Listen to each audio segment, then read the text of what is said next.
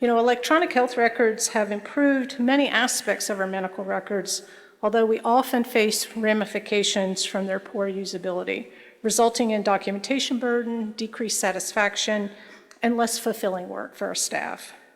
Documentation of care delivery is necessary. However, our tools are problematic and can be improved to better support staff. As we face staffing shortages and increased demands from COVID, it is critical to review current documentation practices and identify opportunities for reducing redundancy and improving efficiency. And optimization of clinical documentation can impact that efficiency, satisfaction, as well as the quality of care. When we talk about efficiency, really we're talking about freeing staff from documentation so they can engage more in direct patient care and do other things that they find more fulfilling or that maybe often we don't have the time to complete. So our presentation reports on an initiative that we did using a Plan, Do, Study, Act, or PDSA cycle to engage staff and collaboratively streamline our documentation. So this work represents work that we did at Duke University Health System, primarily at our 3 inpatient facilities. And we are a magnet facility located in Durham, North Carolina. This work initiated as part of our nursing strategic plan, and this slide lists the high-level objectives that we had in that plan. You can see Objective 5, Innovative Technology. It was about leveraging technology to enhance the patient experience, care delivery, as well as business processes. We had a specific goal under Objective number 5 that stated, explore opportunities to improve/optimize nursing documentation, not limited to technology, people, process, and tools to enhance clinician and patient well-being. So that was a mouthful. We kind of talked quite a bit about what that meant and what we would come up with. We first identified that goal back in 2019 with the original plan to implement it in fiscal year 2020. And over time, it morphed into the work that we're presenting to you today. Mary Lindsay, who you'll hear shortly, was the operational nurse leader who partnered with me on this project. And in addition, she used components of this work as her DMP project. And basically that meant she did all the heavy lifting and was what made the project a huge success. So I can't thank her enough for her contribution here. So to start, it's always important to look at the evidence and the work done by others. We often stand on the shoulders of others and really want to acknowledge the work that they've accomplished and allowed us to take this in a slightly different place. So we want to start by talking about some of the literature on the topic. EHR documentation, the hype and hope for improving nursing satisfaction and quality outcomes, was really one of the first articles written on this topic, and it talked about the need to transform nursing documentation and optimize efficiency while allowing for knowledge generation.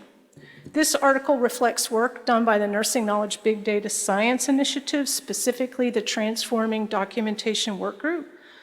And for those of you who may not be familiar, the Nursing Knowledge Big Data Science Group is run out of the University of Minnesota School of Nursing, and you can find all of their proceedings and former conference materials online.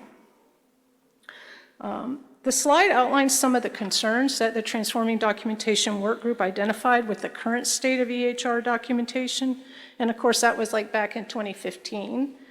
The last 2 bullets on the slide in particular resonate around burden, right? It's primarily data entry, and we have the volume of documentation that we have is burdensome.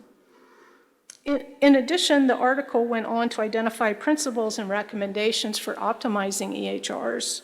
And they included things like documentation should be simple and fast, it should capture the patient perspective, it should be a central source for evidence-based tools, nurses should be engaged in the design. Obviously, that's a key informatics principle, as well as it aligns with magnet principles that we implement.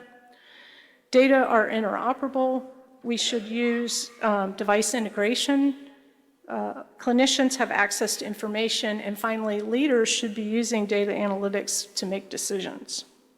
And I think this quote summarizes both the needs and the concerns quite well.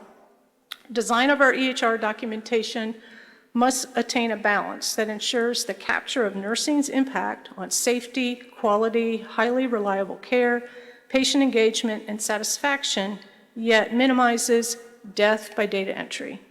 Not that any of you have experienced death by data entry, I'm sure. More recently, Patty Sengstadt from Vanderbilt, along with other colleagues, published on the 6 domains of burden as a position paper for ANIA and the board of directors. And this work provides a conceptual framework to clarify concepts of burden and helps us focus and kind of provide a structure for improvement efforts. There's also some interrelations among the domains that are listed on the screen. And so if you think about usability, usability really can impact any of the other domains, and it drives what changes maybe in our EHR, the tools that we have, maybe what we're allowed to do to improve things. I'd like to talk a little bit more about the self-imposed domain. This should be an area we can easily address within our own organizations, right? If we did it to ourselves, we should be able to undo it. And we need to get beyond that, you know, we've always done it this way, and if it wasn't documented, it wasn't done. And I think those are things that are pervasive in many people's organizations. The self-imposed domain also includes things like the misinterpretation of regulatory standards, insufficient education on system use. And I think it highlights the need for nurse leaders to work with other organizational leaders to increase the tolerance in our ability to say no. We need to be able to say that's really not appropriate for nurses to document in the record. And one of the other things that happens in the white paper that you can read about is examples, and one given is for this particular domain is around squeaky wheels, or those special interest groups that come forward and say they have specific documentation needs that they have. As clinicians and healthcare organizations, we need to work collaboratively with our vendor partners to address all these concerns. And if you've not read this document, I would highly recommend it. It's an excellent summary of burden, and it has examples for each domain, as well as the stakeholders we need to work together on this. And it's a relatively short read. It's about 7 pages. So this slide summarizes some additional evidence from multiple sources. The numbers here speak to the burden that nurses face, with 19 to 40% of the shift spent documenting, and then more than 600 flow sheet entries during a 12-hour shift. Redesign can reduce non-value-added tasks, and then if we use those usability principles in our redesign, we can improve the function, efficiency, and reduce redundancy.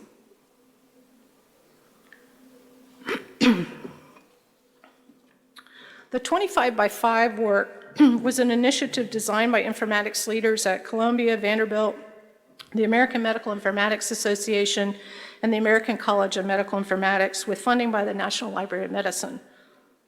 The initiative strives to reduce documentation burden to 25% of the 2021 level in 5 years. Or, said another way, to reduce it by 75%. Wouldn't that be a fabulous thing? Their overarching goal was to convene a diverse group of stakeholders, develop a national action plan focusing on short, medium, and long-term approaches to reducing burden. While they acknowledge that burden is pervasive in a complex problem, they acknowledge that the information is needed to provide safe, high-quality, high-value, continuous patient care. There are other considerations, that billing, medical, legal, and regulatory requirements, but those should be the areas where we should be able to reduce, eliminate, or automate. The collaborative symposium was designed to get those diverse stakeholders and leaders together.